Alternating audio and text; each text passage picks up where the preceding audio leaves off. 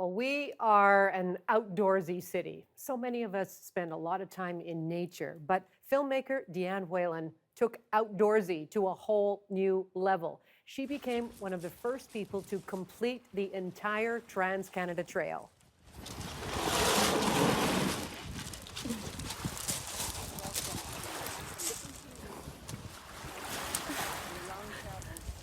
And Dianne Whelan is still outside today, but a little closer to the city this time. Hello there. Hi, Gloria. How you doing? I am doing very well. What an interesting time for you. You know, a lot of us have done segments of the Trans Canada Trail, but you've taken it to a whole new level. Why did you want to take this on? Well, it's a great question, Gloria. First of all, just to give it context, I'm a documentary filmmaker and an author, and I make adventure films. My last one was on Mount Everest, 40 Days at Base Camp, and the book was called 40 Days on Everest. And before that, up in the high Arctic with the Inuit, I made a film with the National Film Board called This Land and a book called This Vanishing Land. So I make adventure films. So clearly, the longest trail in the world was a strong calling for me. But I also would like to give credit to my mother because in the early 1990s, she made a donation to the Trans Canada Trail on behalf of our family, and it was something she really wanted to do. So it felt really great. Sometimes when you have a vision or a dream, it takes multiple generations for that to happen. So it was really an honor to see my mother's dream through for her. Yeah, and in seeing that dream through, you committed several years to this project, didn't you?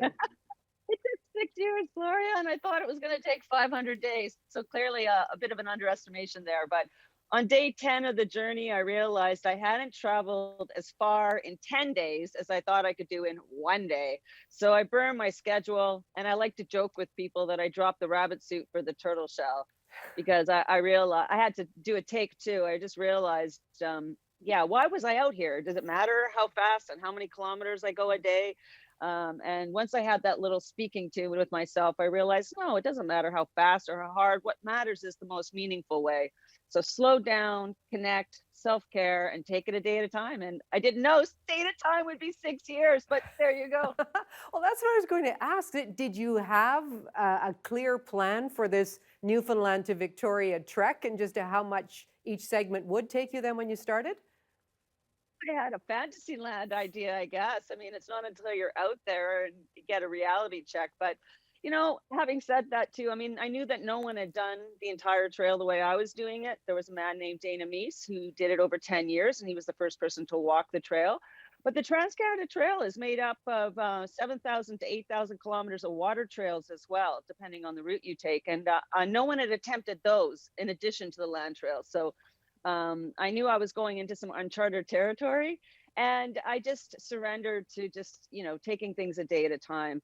And I never really planned too much far in advance, Gloria. People in Newfoundland would be, where are you going to be going through the trail in Saskatchewan? And I'm like, you're going to have to talk to me when I reach Saskatchewan. I have no idea. I just focused on what was before me and made it and kept it manageable. And the more time you invest in a schedule, the more rigid you become to like, oh, I must hang on to the schedule.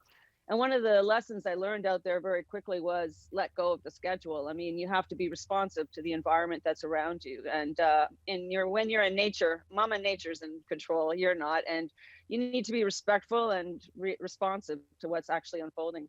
Let go of the schedule. I think we could all learn from that at some point in our lives for sure. Now, what about some of the more challenging aspects of the trail when you found yourself saying, "How did I get myself into this?" Well, I mean, again, the focus when you're out there, it's kind of like I'd like to tell people you could probably learn what I learned in 6 years out there, just meditating in your living room every day for 6 months or something. It really is about staying calm, staying grounded, and just accepting what's unfolding. So there were, I had some fears leaving Gloria, as any woman would, leaving and camping by yourself out in the middle of nowhere. But what's great and what that I learned about myself anyway was that all the fears that I had were fears that I carried out there with me. And by confronting those fears, by doing it, those fears eventually disappeared.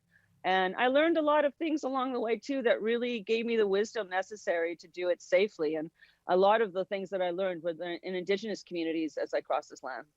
Yeah, good point. Good point. So now that you've put this particular trek behind you, or the actual, the work, the foot after, step after step, with this trek, what's it been like? What's your life like now?